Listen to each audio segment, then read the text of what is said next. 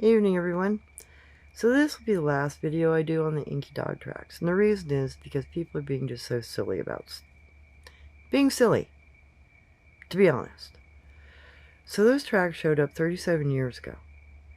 I looked at them in 1987 when my friend let me know that a dogman had looked through his living room window, and the tracks appeared.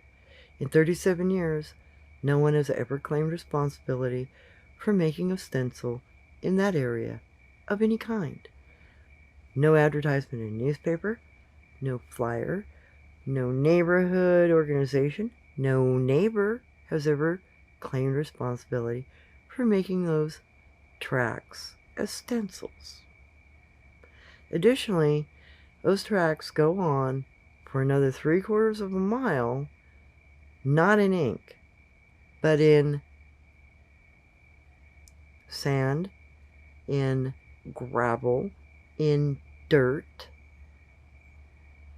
and the depression depth is 3 to 3.5 inches, making whatever made that track approximately 800 to 900 pounds.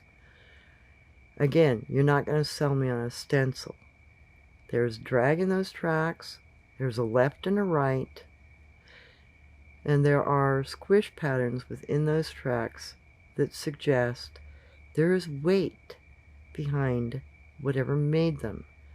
Additionally, there are 26 tracks running there are 26 tracks running north to south, and an additional 6 tracks running east to west. They were made at a different time. Now, if you were down there doing an art project, there would be no reason for you to do 2 different sets of tracks, or in 2 different directions. And it wouldn't make sense if it were a prank to do it at 2 different times either.